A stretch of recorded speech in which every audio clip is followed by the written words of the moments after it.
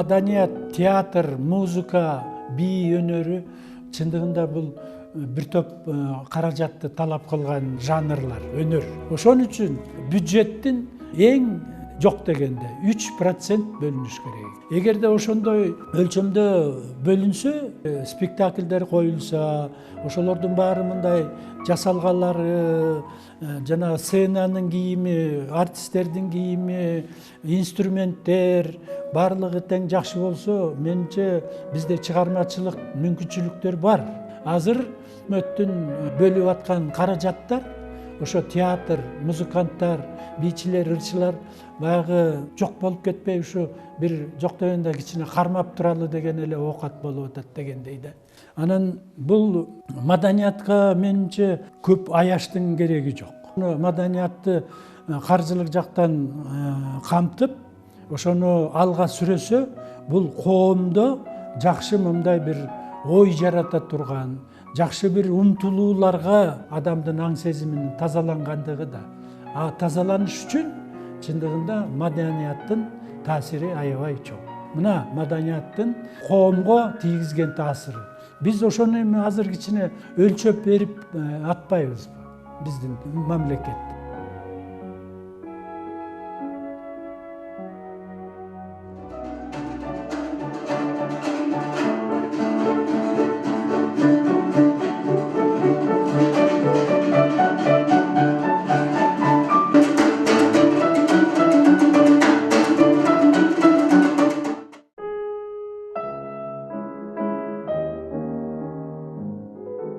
Музыка өнөрү жалпы адамзаттын байлыгы. Кайсы жерде, кайсы элде жашаба, кай тилде сүйлөбө, сезимтал жүрөктүү, маданияты бийик адамга жашоонун бийик рахатын сезип, туюп турууга жараткан баарыбызга бирдей мүмкүнчүлүк берген. Ал музыка.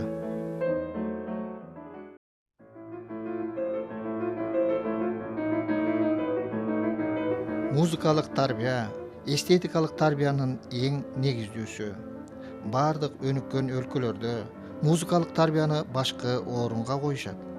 Себеби мектеп партасынан музыкалык эстетикалык тарбия алып чоңойгон балдар өз маданиятын, каада салтын, эл жеринин тагдырына күйгөн атуул болуп чоңоюшат. Келечегин ойлогон эл ар качан руханий жактан бийик болуусу зарыл.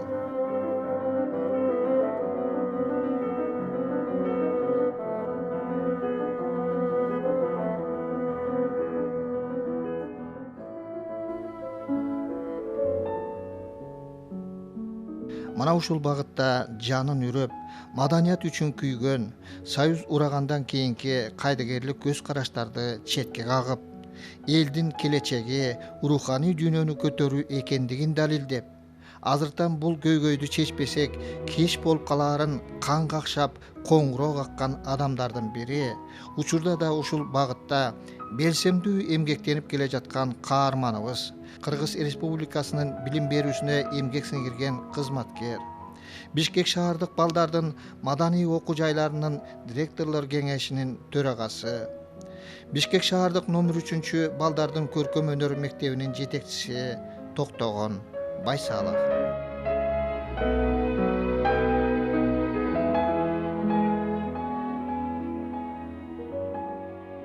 Каарманыбыз Ысык Көл облусундагы Жетегүз районуна караштуу Оргочор совхозунда жарык дүйнөгө келген. Мектепте окуп жүргөндө эле ал өздүк көркөм чыгармачылыгына үзбөй катышчу экен.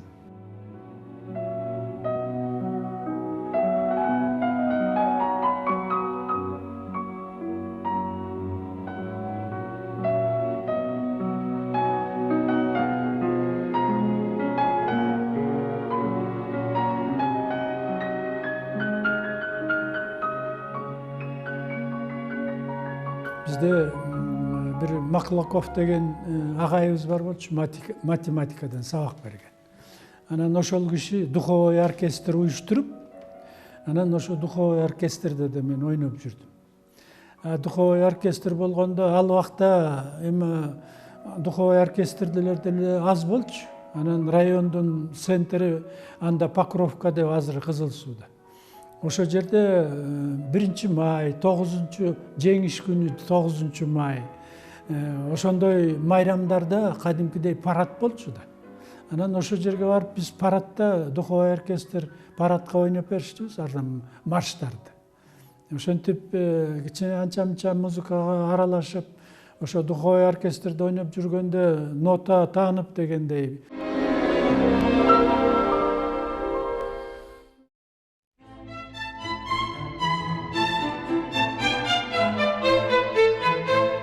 Ошентип 1966 жылы мектепти аяктаган соң ал бир кесипке ээ болуш максатында Борбор шаар Фрунзеге тагдырын сынап көрүү үчүн келет.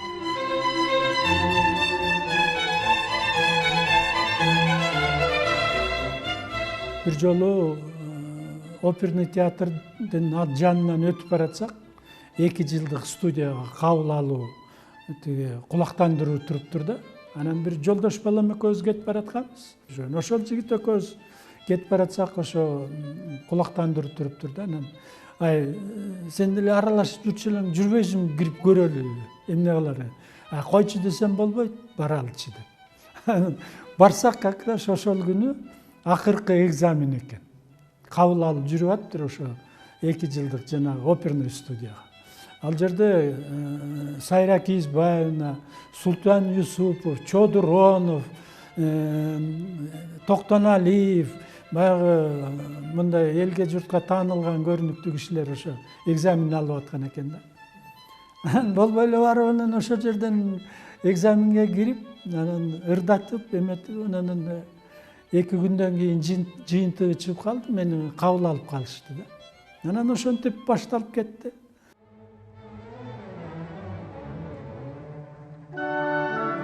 Ал жылдары Кыргыз опера жана балет театрынын чыгармачылыгы улам бийиктеп, жаңы спектакльдер коюлуп, чоң шаарларда гастролдор жүрүп, хордо иштеп калган биздин каарман үчүн бул көрүнүштөр өтө таасир калтырат жана анын келечеги ушул гана чөйрөдө экенин баамдайт.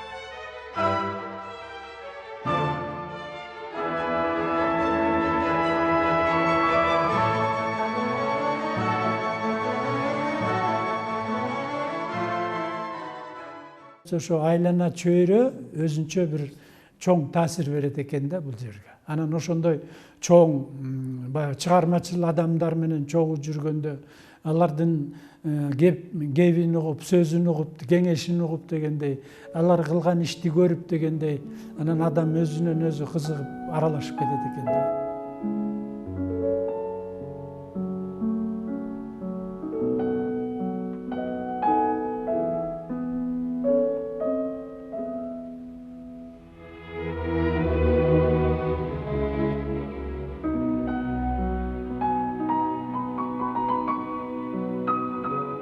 Ошол 1967 жылдары Борборубузда искусство институту ачылып, СССРдин эл артисти Сайра Кийизбаева шыктуу каарманыбызды опералык студияны бүтүртпөстөн эле жогорку окуу жайга тапшыртат.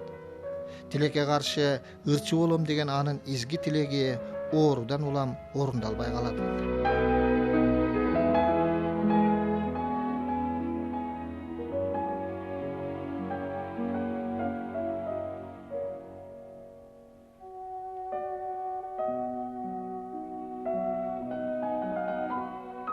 Анан коем, бала баягы жакшы окуп жүрчү эле деп анан хор дирге окуйсуңбу дегенден эми аралашып жүргөндөн кийин кайда кетесиң? Окуйм деп анан хоровой дирижирование которулуп, анан ошо хор дирди бүтүп калдым да, 73-жыл. Ал кезде уже мен үйлөнүп, семья күтүп калдык. анан театрды таштабай ошол институтту бүткүчө мен хордо иштеп жүрдүм. Ошол жылдары маданият министри Күлүпа Кондучалова министрликте иштеп кете ала турган уюштургуч жөндөмдүү кадрларды издеп, искусство институтунун ректору Насыр Давлесовго кайрылат. Анан бүткөндөн кийин Күлүпа Кондучаловна өзү кабинетине чакырып мен менен мындай кеңири сүйлөшүп айтты. Эми биз сени алалык деп атабыз. Анан буякта деген баягы мындай уюштуруу иштери көбүнчө. Анан сен ойлоштур. Эгерде мындай жок кесип боюнча кетем десең, анда буякка иштей албайсың. Ошон үчүн сен ойлоштуруңду да чечкиниң. Бияктан эми баягы үй алганга кичине жыл мүмкүнчүлүктөр бар. Сен өзүң семейный экенсиң дегендей бир дагы сөздөрдү айтып койду да. Ошентип алгач министрликте ана музыкалык окуу жайлар боюнча методикалык кабинеттер ачылып, 4 жыл ал жакта иштеген соң, каарманыбызды Караколдогу музыкалык окуу жайга директорлукка жөнөтөт. Караколдо эми көзгө басар баягы музыка жаатында ошол училище, анан школ бар болчу. Ал убакта билесиңер, коммунисттердин заманы, жанагы майрамдарда, анан баягы конференция андай мындай болгондо концерт бересиңер дешчү. Анан ал убакта Караколдо жанагы драм театр дагы ачылып калган. Анан ошо драм театр биз музыкальный училище болуп, жанагыдай чоң иштерди, конференция, семинарлар болобу, же бир чоң чогулуштар болобу, баягы ошолордун бүткөндө концерттерди уюштурасыңар деп биз ошо жалаң ошону менен алып барышып калдык. Ал убакта бул иш деген биз үчүн аябай мындай чоң жумуш болуп калды да чынында. Эртеден кечке чейин ошо репетиция кылып ошол жакта жүрчүбүз.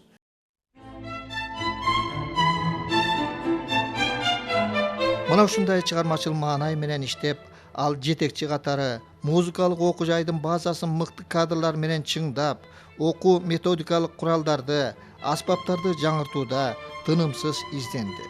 Жыйынтыгында бул окуу жайдын бүтүрүүчүлөрү кийин өлкөнүн маданият тармагын өстүрүүдө белсемдүү инсандардан болушту. Токтогон Байсалов бул окуу жайда 5 жыл иштеп калган соң, министрликтен аны борборго иштөөгө чакырат.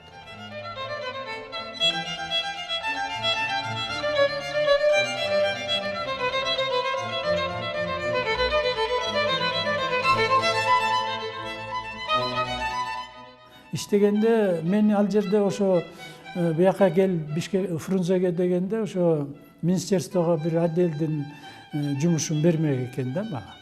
Анан мен келген күндөн мурун, бир күн мурун, бу Абдыраев мектеп, атайын мектеп интернет бар эмеспи? Ошонун директорин ЦКда бюродо карашып, анан директорин замечание кылып жумуштан алып койгон экен. Мен как раз эртеси күнү келип калам. Мына колго түштү дегендей кылып, тиякта окуу жайда иштесе, окуу жайдын акы чүкүсүн билет дегендей. Анан муну акырын жиберели тияка деп анан экөө кеңешет дагы.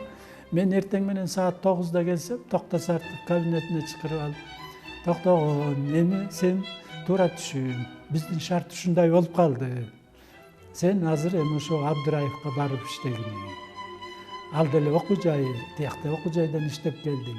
Бизге ушундай бул маселени тез арада чечиш керек болуп калды деп. Саат 11-де алып барып туруп, тиги Абдыраев атындагы мектеп интернатта коллективге тааныштырып койдум мен. Ошондон баштап анан ал жерде 5 жыл иштеп калдым. 86-жылдан 91-жылга чейин. Ал жылдары өлкөбүз үчүн оор мезгилдин учуру болуп, жаңыдан эгемендик алуу менен алдыда көптөгөн кыйынчылыктар күтүп, маданият тармагы бир кездеги союздук камкордуктан айрылып, көпчүлүк музыка мугалимдери айлыгы эң аз болгондуктан ишин таштоого же кетүүгө аргасыз болушту. Маданият министрлиги да билим берүү министрлиги менен кошулуп калды. 91-жылы ошо министерство маданият министрлигине барып иштеп калдым. Окуу жайлар жана кадрлар бөлүмүн башкарып. Анан ошо 92-жылдардан баштап кичине баягы улуттук деген негизге ой баштадык да. Ошого маани берип, ошону талдап, тандап, ошо жакка ой баштадык. Ал кезде музыкалык окуу жайларда элдик аспаптар болуп эсептелген чопочор, сыбызгы, темир ооз комуз боюнча сабактар жок эле. Кадимки комузду да орустун балалайкасынын ыргагында окутушчу. Мына ушул көйгөйдү чечүү үчүн каарманыбыз коллегиянын кароосуна жетиштүү материалдарды топтоп алып чыгат. Себеби бул багытта толук кандуу окуу программасы болуш үчүн коллегиянын чечими керек болду. Анан ошондо коллегияда мен билем ушундай аябай каршылаштык да. Силер ушуну окуталы деп атасыңар. Программаңар жок болсо, тиги учебный пландарыңар жок болсо, инструменттериңер жок болсо, аспаптар деле жок болчу да. Аспаптарыңар жок болсо, мугалимдериңер жок болсо, кантип окуталы деп атасыңар? Баягы эптеп эле көздү жумалып эле сүзгүлөп атпайсыңарбы? Койгула, андай болбойт деп коллегияда ошондой сөздөргө чейин барышты да. Анан айттык, эми аксакалдар баягы бул маселени азыр чечпесек, дагы бир топ жылдарга калып калат. Муну азыр чечелик. Силер ошого бир батаңарды берип, ошого бир жол ачып бергиле. Анан эртеңден баштап, мына бүгүн чечилсе, эртеңден баштап анан биз ошо программа, учебный план, инструмент, андай мындай баягы мугалимдерди, ошолорду биз киришип туруп анан жасайбыз. Буну көзүбүз жетип турат. Эми мына азыр алып көргүлө. Ал убак менен азыркы убакты салыштырып болбойт да.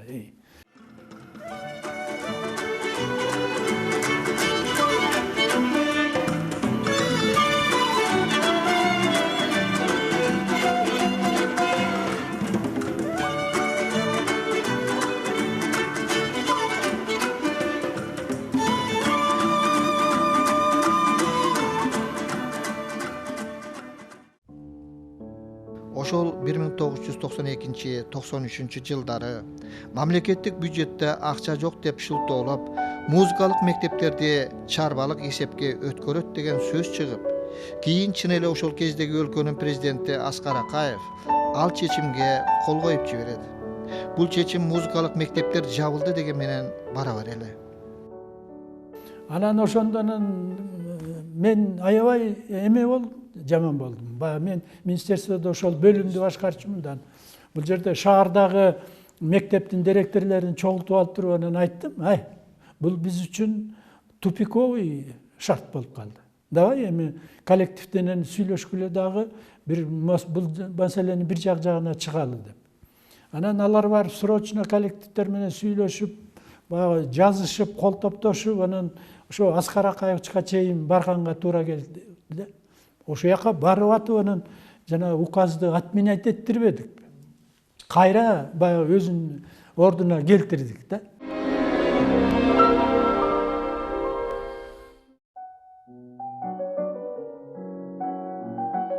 Каарманыбыз ар качан маданият тармагынын чордонунда жүрдү.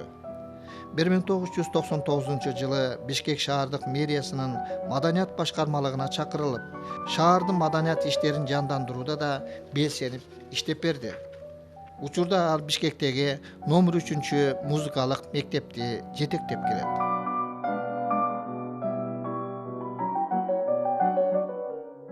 Ушу мектепти мэриянын акчасына мен өзүм курдурдум. Баягы прораб болуп дегендей, прорабы да бар болчу, бирок мен ошо экинчи прораб болуп ушул жерде эртеден кечке чейин, эртең менен келем, кечинде ушул жерден кетем дегендей чертеждөрүн өзүм чийип ушул жерди салдык мэриянын акчасы менен. Ал акчаны дагы алышалы убакта кайда 2000-жылда кыйын эле жылдар болчу да.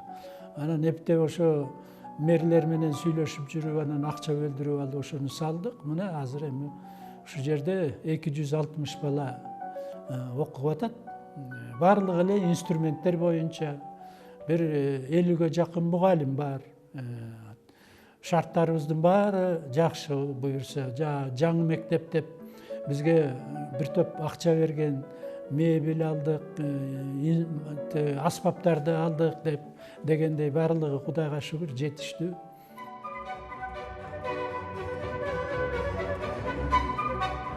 Учурда Бишкек шаарында 9 музыкалык мектеп бар. Жыл сайын аспаптардын бардык түрлөрү боюнча республикалык конкурстар өтүлүп турат. Эл аралык конкурстарда айтсак Европа, Россия, коңшу Казакстан, Өзбекстандын шаарларында биздин тарбиялануучулар байгелүү орундарды алып келип жатышат.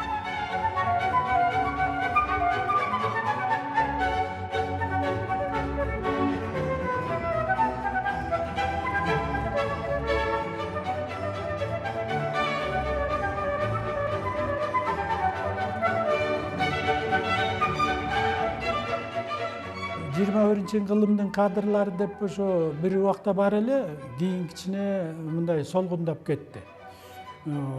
Ошол 21 кадрлары деп, кылымдын кадрлары деп музыканттардан да көп мындай чыгаан балдар кыздар чыккан. Мына мисалы үчүн Кайыр Кошоева деген чыккан, Атагелдиев деген пианист жигитибиз бар эле, Мейменбаев деген жигитибиз бар эле, пианист жигитибиз. Анан жана кыл аспаптарда, үйлөмө аспаптарда көп жигиттер болгон. Ошо Абдыраевди бүткөн, Шубинди бүткөн балдар, кыздар дегендей. Учурда өлкөбүздөгү жалпы маданиятка болгон мамиле кандай багытта жүрүшү керектигин каарманымдан сурадым. Азыр баары телегей тегиз болуп кетти деп айтыш кыйын. Мына мисалы азыр кадр маселеси музыканттардын арасында деле бир топ тереңдеп кетти. Мына оперный театр, симфонический оркестр дегенде бул жерде жанагы кыл аспаптар, анан үйлөмө аспаптар ошол оркестрлердин негизин түзөт да. Вот ушул кесип боюнча бизде азыр кадрлар жетишсиз. Ошол руханий байлык өзү мындай бир жакшы жасалып, кооз жасалып, адам көргөндө, укканда ошол нерседен суктанып, рахат ала тургандай деңгээлде болуш керек да, чындыгында. Ал үчүн эмне керек? Биринчи кезекте ошону жаратып аткан жаратмандар болуш керек. Жанагы композиторлор, сүрөтчүлөр, жазуучулар, бийчилер дегендер. Булардын баары ошол маданияттын орустар айткандай продукциясын жарата турган адамдар, жаратмандар.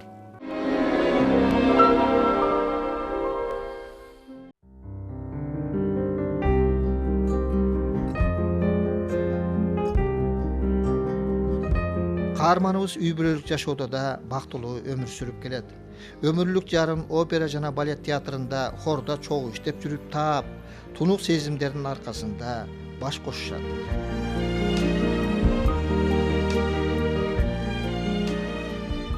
Караколго мен жанагы училищеге кеткенде, анан театрдан чыгып Караколго бардык. Анан Караколдо ошо жанагы край таануу музейи бар экен. Ошол музейге кирип иштеп калды. Анан ошол жерден ошол музейди башынан аягына чейин аябай жаңыртып, баарын ордуна коюп, бияктагыдай кылып ордуна койду да. 2 кызыбыз бар. Экөө тең Абдыраев мектебинде окуган. Улуу кызым БГУ университетин бүтүп, 1 группа корей тили боюнча 1 группа бүттү. Анан бүткөн жылы ошо северный жанагы Түндүк Кореянын мамлекети корей тилин үйрөнгөн чет мамлекеттин элдерине грант берет экен да, анан өзүнө алып барып окутат экен. Ошондой грант утуп алып, ошол жака барып окуп, үйрөнүп, корей тилин жакшы өздөштүрүп, анан ошол жакта бир 15 жылдай иштеп келди. Сиңдиси бул консерваторияны бүттү, өзү пианистка, анан иштеп жүргөн. Анан ошол жактан бир жумуш табылып калып, аны алып барып, ал дагы бир 15 жыл иштеп келди. Азыр эми өкөтөң биякта. Бир неберем бар, 4-класста окуп атат. Тили кыргызча чыккан буякта эметкенде. Күйөө балам француз.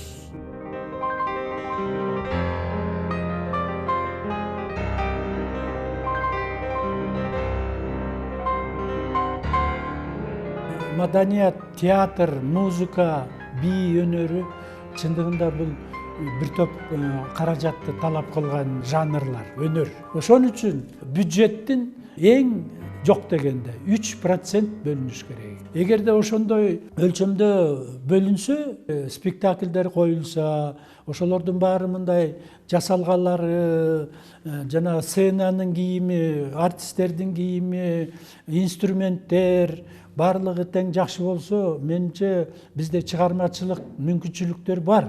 Азыр өкмөттүн бөлүп аткан каражаттар, ошо театр, музыканттар, бийчилер, ырчылар баягы жок болуп кетпей, ушу бир жок дегенде кичине кармап туралы деген эле оокат болуп атат дегендей да. Анан бул маданиятка менимче көп аяштын кереги жок. Маданиятты каржылык жактан камтып, ошону алга сүрөсө, бул коомдо жакшы мындай бир ой жарата турган, жакшы бир умтулууларга адамдын аң сезиминин тазалангандыгы да. Тазаланыш үчүн чындыгында маданияттын таасири аябай чоң. Мына маданияттын коомго тийгизген таасиры.